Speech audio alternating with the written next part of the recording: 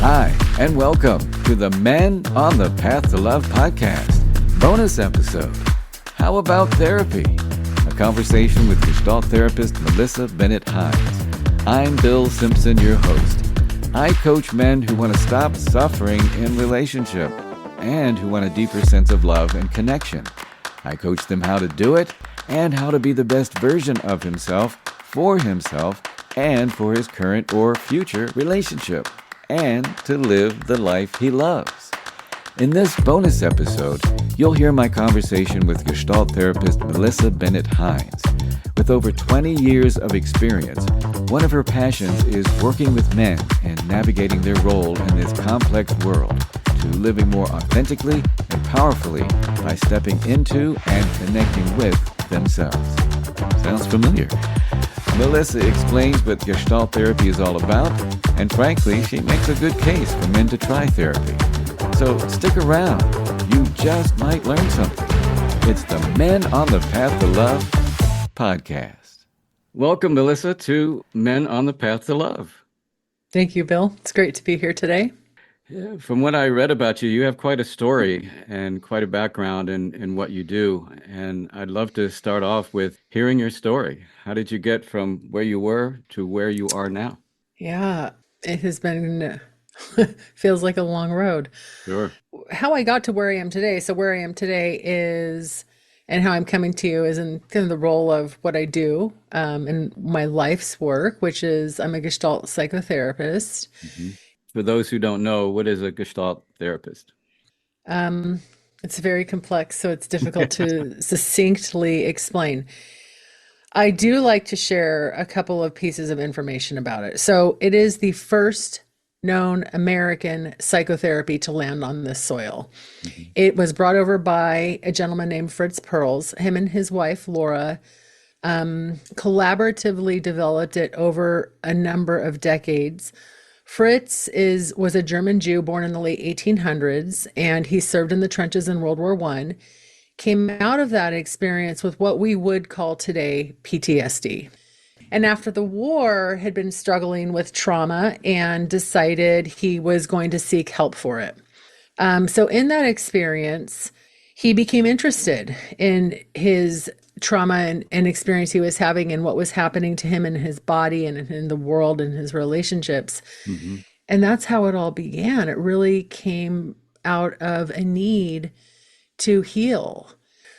That's in a nutshell. What is it? It is a phenomenological approach, meaning how the person I'm sitting with makes meaning of things in their life, right? Mm-hmm. So it's not about me analyzing. It's not about me being an expert in you. You're right. The expert. You're recognized as having everything you need already. And there have been things that have occurred that have interrupted flow or become patterns that at one point were survival and healthy at a time. But as you grow up and you mature, those old patterns, which have become now characterological, meaning out of your awareness, right, are still operating, but they're not serving you anymore. I'm very interested in, as a Gestalt therapist, is to help each person really become aware of themselves moment to moment to moment and in relationship in the world around them. Kind of a mindfulness type of approach. Absolutely. It's considered somatic based. So there's a lot of body awareness because all of our experiences, our emotions are stored in our body. Sure. But we disconnect from it, right? So it's about reconnecting to your body. It's phenomenological, it's relational. So a lot of the work I do uses what is coming up between myself and the patient or client that I'm sitting with relationally, because the therapeutic relationship is this real relationship, but artificially created. Right. Right? It is measured and boundaried and financial in nature. Mm-hmm. And it's also a real relationship where in this therapy, which is the thing I was most drawn to, was the encouragement, not the okay, like, oh, we understand you're a human and you Hmm. bring yourself. They invited you to be who you were in these sessions. And I really liked that approach of being as whole as I could be in the work I'm doing with people. And that will lead me to, what does Gestalt mean? It is a German word. There is no direct English translation, but it's best described as pattern or shape. We're looking at patterns, both those that you know that are healthy, they work well for you, and those that are unknown, right? And maybe some of those unknown patterns work really well, and maybe some of them are keeping you stuck. Sure. And part of what I'm hearing you say, you're really truly meeting them where they are, not who Yeah. they want to be or pretend to be. Like they can be their absolute true self with you. Yeah. And that requires a lot of I, trust, right? yes, it is. I appreciate your saying that, because that is the foundation of the relationship for change. Yeah. And that takes time, right? Because it's not just the patient has to trust me, Mm-hmm. right? I have to trust our relationship. I have to trust that we have a good enough bond that I might poke a little, right? It's Gestalt is also known, it's known as many things. It's also known as a confrontational therapy. Mm. And not, I think confrontational gets a very bad rap, right? You think of it as like being very argumentative or conflictual. Right. But all it is in these terms is noticing. Part of my job is to draw your attention to something that I hear or see or am curious about and explore it with you. And I have to trust that our connection is solid enough that I can do that, when I can do it, and how I do it. And that's where the change comes because if they don't have that awareness, the patterns continue and you kind of reflect that back to them to say, hey, this is what I'm noticing. Exactly. Yeah. Thanks for clarifying what Gestalt therapy is. Yeah. How did you get led to this work? Yeah. I was led to this work. It found me. My background is in, I was born into a family of classical musicians. Oh, I'm the youngest of four. All three of my older brothers were musicians. My parents were professional musicians, and I was on that path of pursuing a career in the field of classical music. I am an oboist. So that's my first love. And I really had big dreams and goals and worked very hard from a very young age. Went away to school, went to a music conservatory in New York City. And I would say that is when I experienced my first, probably a depressive episode. mm, And at that time, my oboe teacher sat me down. I always went to his apartment for my lessons, and we were really good friends. And we would often spend 2 to 3 hours together at a time. And I just sat down on his couch and started to cry one day. I was 21 years old. mm, And this is an older, wiser Jewish man who I just revered and adored. He had a profound impact on me. And by the end of this conversation, he says to me, have you ever thought about seeing a therapist? And I was absolutely horrified. mm, mm. I was like, absolutely not. I don't need that. That's for people who are crazy, right? Yeah. I'm not that bad. And he did something in this next moment that changed the entire trajectory of my life. He said to me, Melissa, look, there's two kinds of people in New York, those in therapy and those who need to be. Mm, And he shared with me that he had seen a therapist for decades and he still went. And that changed everything. That opened a door for me that took away the stigmatization that I had attached that was passed down from my family, sure. and opened the door for me to walk into a therapist's office several months later.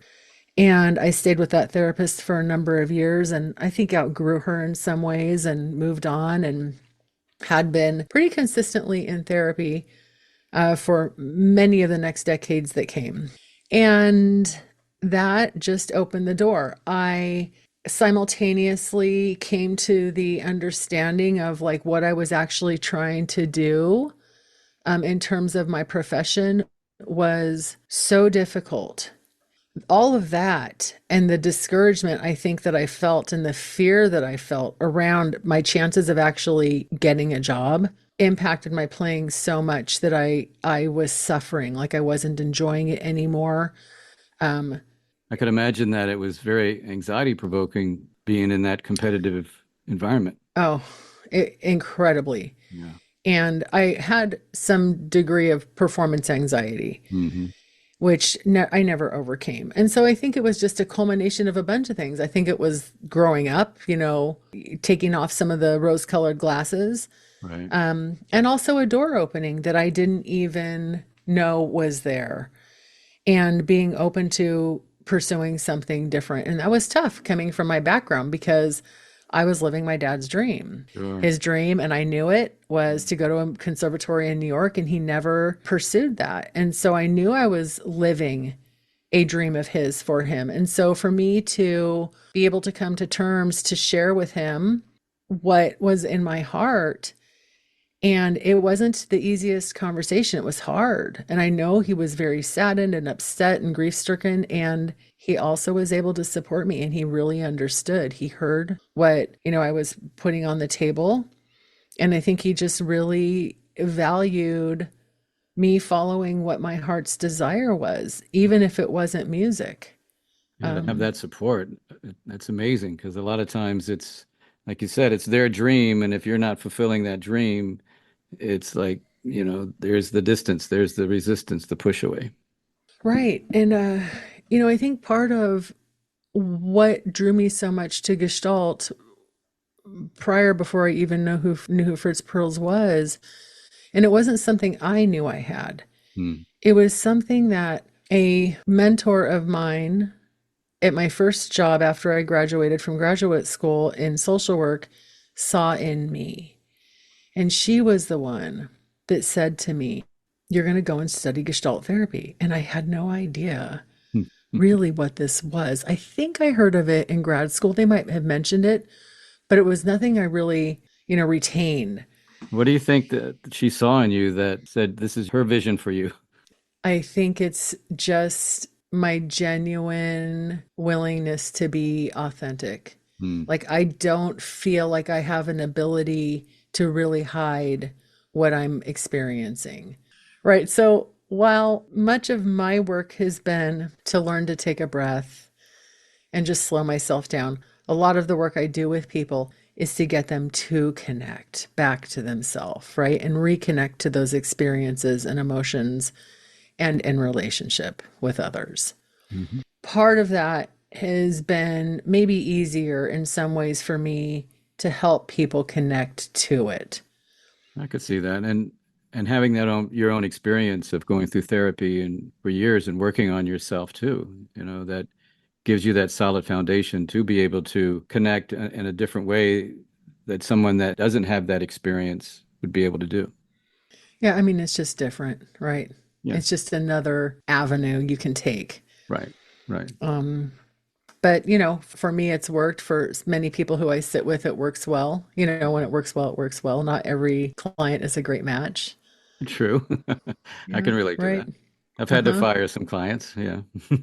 And some clients have had to fire me. Yeah, yeah, And that's okay too, right? exactly. Yeah, We have to go with what's going to be best for us in the long run. And I always want to honor that in my work because that is the most important. yeah. And I always say to my clients, look, you're in charge here. I mean, if this is not working, hey, you got to let me know because otherwise I won't know, or I may kind of, know, but not really know if you don't tell me. Right. And I don't want to waste your time or my time if it's not working for you. Yeah, Absolutely. yeah. Absolutely. Yeah, I think it comes out in my first session. I'm mindful to tell everybody the worst thing you will do in this relationship is not communicate with me. Hmm. So I really invite them to share their experiences, both positive and maybe negative, Hmm. right? It's just information that they probably need to say, and I might need to hear. And if we can adjust along the way and it works, great. And if not, that's okay too. Yeah, absolutely. So, I'm all about men on the path to love here, Melissa. And I know you work with men and women. and specifically men's issues. What types of issues have you experienced with men in your practice? Yeah, I really do enjoy working with men. They're the same and very different. Right, exactly. I will say that there's so much of what is going on underneath is very similar. It just looks different in its expression. Yeah. And so we're not all that different. I think that we really kind of embrace a culture of like men are from Mars, women are from Venus Yeah, attitude. And it's that like, thing. but it's not. No. We're not that different. So we'll start this by saying there's issues that overlap. What people show up to my office for Hmm. and what it turns out they're coming to me for are two different things, Mm. right? And that's the art of the therapy I practice is when that shifts over, right? So how they often present, Hmm. stressed out, disconnected, maybe feeling depressed, having conflict in a relationship that's really important to them. It can be a partner, it can be a parent. Many of them are very intelligent, high achieving folks who have done well, like excelled in life, very organized, very put together, Yep. perfectionists. And what gets revealed as I get to know them is how they have sacrificed themselves for the good of someone else. So it could be their family as the breadwinner, right? The provider. It can be for the company they work for. It can be for a parent. The similarities that I see often are what I call enmeshed dynamics. So, enmeshment happens when there isn't really a division between you and the other. Right. One bleeds into the other. Yeah. Yes. So, a lot of their actions and motivation underneath what they're doing is in the service of someone else, Hmm. right? They're very often like self sacrificing. So, they haven't learned to connect to themselves. They haven't learned what their own needs are, what their true heart's desire is, and haven't been told that it's okay to express it, even if they know, Yeah. right? So you get as a man, I think, two emotions that are acceptable, right? You can be angry Right. Yep. or you can be neutral. Hmm. I've had men in my practice and my work say to me, you can't even really be too happy. True Because that. if you're too happy, then that gets labeled as something and you might get judged for it Hmm. and be told to calm down or what you getting so excited for. And so I think like the two experiences are what you get to have in your arsenal as okay to show. Yeah. And vulnerability is just out the window. It's like, no Yeah, way. Yeah. that's right. For most men, that's weak, Yeah. right? Don't show that softer side. Don't say you're struggling. Hmm. Don't ask for help. And that's such a very isolated, lonely, and pressure filled life. Sure is. And as a relationship coach for men, and as you say, it's all the same. But that's my focus because to help men open up with their vulnerability, and it's not to save the relationship, it's to save themselves, to be true to themselves and get in touch with themselves first. Then you take that to the relationship and see what happens. Right. Yeah. That's key. Yeah. I appreciate hearing that. And I think that the struggle for a lot of people in that is what comes up is a lot of fear, Sure. right? Fear to say what they're feeling, um, a desire to people please or protect the other, not wanting to hurt, not wanting to make somebody else upset. So being able to tolerate your own anxiety and fear around what this will do in relationship while also still being able to hold your experience and honor that. Right. And one of the things I try to help people understand about, I think what a lot of what we're talking about too is boundaries, right? Boundaries of self Yeah. and taking care of yourself is it's a gift you give. Boundaries have such a bad rap too. Like, oh, it's selfish. Mm-mm. No It's way. the opposite of selfish. Because by you caring for yourself, you being authentic, you allowing your full self to show up and be present, you give a gift to the other. Absolutely. Yeah. Hmm. Saying I have needs is a gift because that means you go out, get those needs met, and then you can come back to these relationships and feel whole and feel present and want to give. Right. And when their spouse or partner doesn't know what they need and they're, running around trying to figure that out, and you're not telling them, once they hear what you need, maybe what you feel and what you need, wow, that's like now we can do something with it. Yeah, Otherwise, how are you? right. You know? There's no solution in the secret, Yeah. Yeah. right? If you keep everything secret, you can't find a way through it. No. And if you want to find a way through it, it's going to have to get spoken somehow. And what would you say to the men listening that may be hesitant to get into therapy? I mean, as a coach, we blur the line a little bit here, but Mhm. it's not as maybe intimidating as, say, therapy for some men. What would you say to men who are kind of thinking about it and, not sure what to do about it? What would you say to encourage them?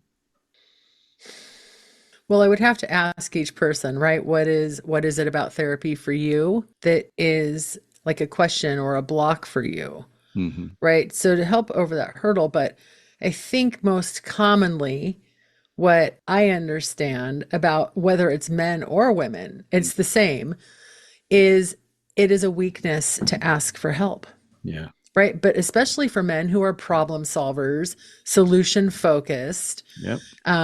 fixers, That's how we're right? conditioned. Yep. It Absolutely. has how you're conditioned to kind of normalize that we cannot do it alone because we can't, right? We're not injured in a vacuum and we don't heal in a vacuum, Sure. right? It takes relationship to do that. But I really truly believe this, that it is the greatest act of bravery to say I can't do it alone and I need help with it. Yeah. And so if you can trust that it's possible that what narrative you're assigning to going to therapy means as a man is not fully accurate. Hmm. And maybe there's some other meaning that you can learn about what it means as a man to enter into therapy and just be open. Just be curious about it. Yeah. And see And what it it's is like. hard. It's scary, right? You're asking a person you don't know. You don't know me. You don't know Bill, right? If you're going into coaching. Hmm. And it does take a lot of willingness to just trust enough to walk in the door. Hmm. Right? And you know what? Here's the thing. If it doesn't work, if you don't like it, if the therapist or coach you have chosen isn't a good fit for you, you don't have to stay. There's Yeah. another one right And around I the corner.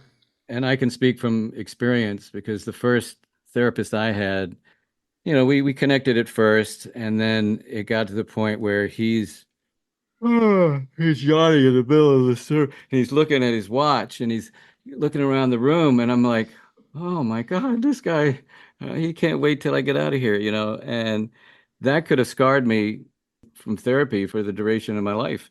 And Yeah. thank goodness I had someone who referred me to an awesome therapist that, helped change my life. So I'm Right. saying that to say, don't let one experience determine another opportunity to go to therapy. Right. Yeah. And it's kind of horrifying to hear that that happened to you. Hmm. Um, and good for you for not taking that as something you were doing that kept you from opening another door, Yeah, right? That had more to do with him sure. than it did with you.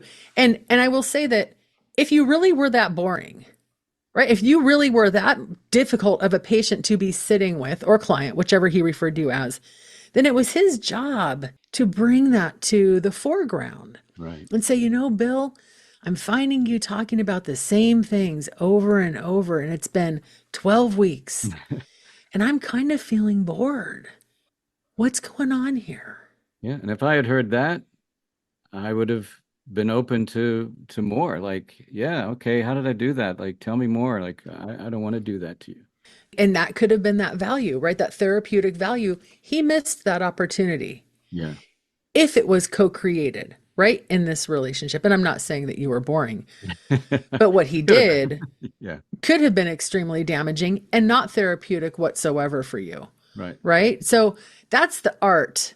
That is the therapist too, which is what I love about Gestalt, is we are taught, lean into that. Mm-hmm. If you're bored, if you find yourself drifting off with the same person, that's coming up in the context of this relationship. And that's the therapy that you need to put on the table for them to look at. Mm-hmm. And how do you do that?